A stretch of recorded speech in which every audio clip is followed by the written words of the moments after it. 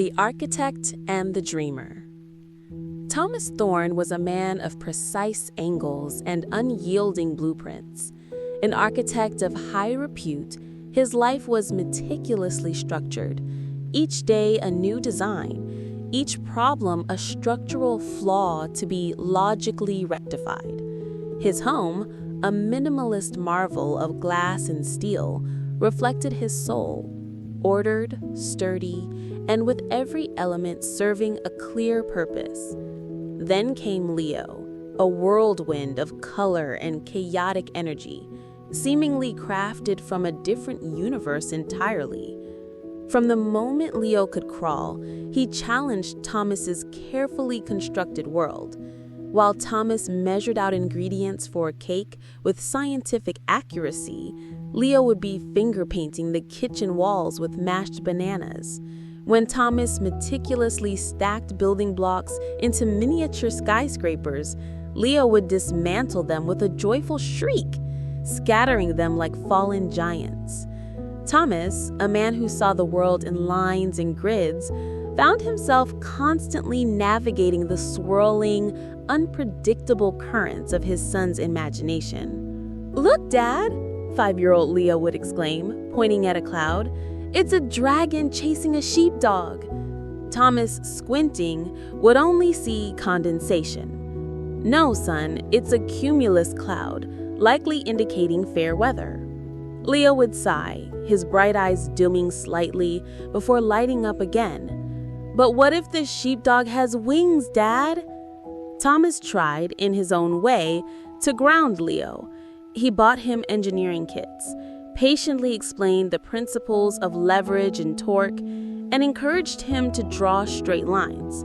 Leo, however, preferred to draw fantastical beasts and sprawling, impossible cities where trees grew upside down and rivers flowed uphill. His sketches were vibrant, alive, and utterly devoid of anything resembling structural integrity. Thomas would offer critiques like, "This building would collapse, Leo. Where are its foundations?" Leo would simply shrug. "It's magic, Dad. It doesn't need foundations." As Leo entered his teenage years, the subtle differences in their characteristics hardened into more pronounced clashes. Thomas believed in hard work, discipline, and a clear path. He envisioned Leo following in his footsteps, perhaps an engineer, or even a lawyer, a profession with a tangible outcome. Leo, on the other hand, was drawn to the ephemeral, the artistic, the unquantifiable. His room became a kaleidoscope of unfinished canvases, discarded poems, and strange sculptural concoctions made from recycled junk. "You need to think about your future, Leo," Thomas would often say, his voice calm but laced with a barely perceptible tension. "The world values stability, predictability. Art is a hobby, not a career." Leo would bristle. "But Dad, art is my future. It's how I see the world. It's what I have to do." The biggest blow came when Leo announced he wanted to apply to art school, rejecting the prestigious university he had so carefully researched for him, a place renowned for its engineering program. The argument that followed was less a clash of wills and more a collision of two entirely different philosophies. "You're throwing away your potential," Thomas exclaimed, his voice rising, a rare crack in his usual composure. "This isn't a whimsical doodle, Leo. This is your life." "And I want to live it, Dad," Leo retorted, his face flushed. "Not build a cage out of steel and glass." The words hung in the air, sharp and painful. Leo left for art school a few months later, the unspoken chasm between them wider than ever. Their calls became infrequent, polite but distant. Thomas, alone in his perfectly ordered house, found it quieter than he remembered. He missed the chaotic splashes of paint on the kitchen counter, the impromptu saxophone solos that drifted from Leo's room, even the absurd questions about winged sheepdogs. He missed the life Leo brought to his structured existence. Meanwhile, Leo, immersed in the vibrant, free-thinking world of art school, found himself, to his surprise, drawing on some of his father's lessons. When his abstract sculptures lacked balance, he unconsciously thought of load-bearing walls.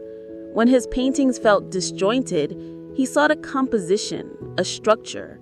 He even found himself tidying his studio, arranging his paints by color and his brushes by size, a small unconscious tribute to the man who organized every aspect of his life.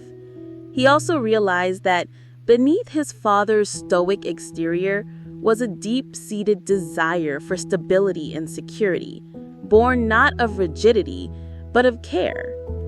Years passed. Leo's art began to gain recognition, his pieces often characterized by a surprising underlying strength, a unique blend of ethereal beauty and robust form. Thomas, always a man of few words, would secretly buy catalogs of galleries featuring Leo's work, tracing the lines of his son's sculptures with a thoughtful frown, a glimmer of pride in his eyes. Then came the call that jolted them back together. Thomas had suffered a minor stroke.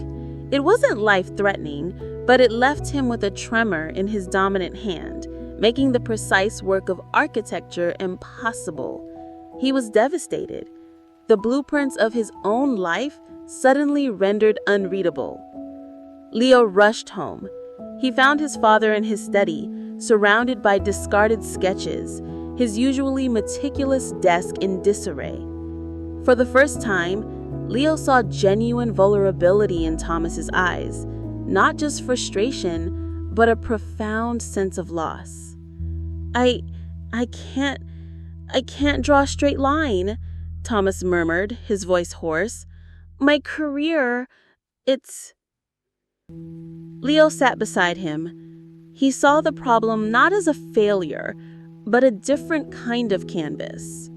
"Dad," he said softly, "maybe a straight line isn't what you need right now." Over the next few weeks, Leo didn't try to force Thomas to draw. Instead, he introduced him to digital design software, programs that allowed for fluidity and correction, where precision could be achieved with a mouse rather than a steady hand. He showed Thomas how to use graphic tablets, allowing the software to smooth out the tremors. More importantly, he encouraged Thomas to think differently about his designs. "What if the building isn't just about straight lines, Dad?" Leo proposed one afternoon, sketching a flowing, organic structure. "What if it embraces the curves of nature? What if it's more about the feeling it evokes than just its efficiency?" Thomas, initially resistant, found himself intrigued. Leo's imaginative approach, once a source of exasperation, now opened new avenues. Leo in turn marveled at his father's innate understanding of materials, light, and the practicalities of construction. Leo could dream of a building shaped like a blossoming flower, but Thomas knew how to make it stand. They began to collaborate, unofficially at first. Thomas would sketch rough ideas, and Leo would translate them into stunning digital renderings, adding flourishes and unexpected details.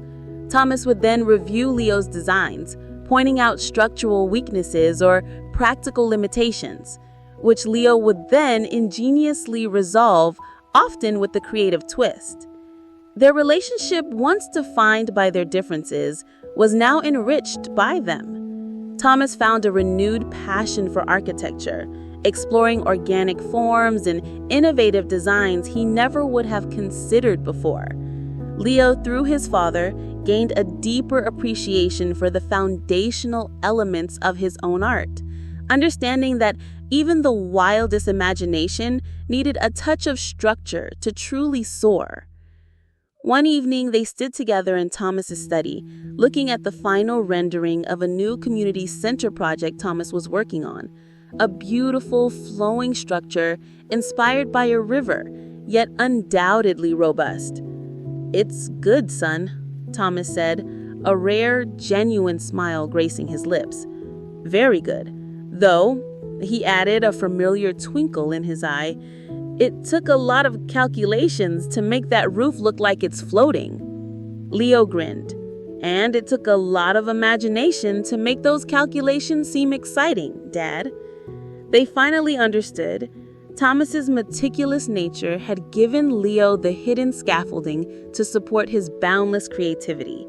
And Leo's free spirit had shown Thomas that even the most rigid structures could bend and flow, creating something truly beautiful and enduring. They were two sides of the same coin, each bringing up the essential characteristics in the other, not by erasing differences, but by embracing them, building a bond stronger and more beautiful than any blueprint could ever define.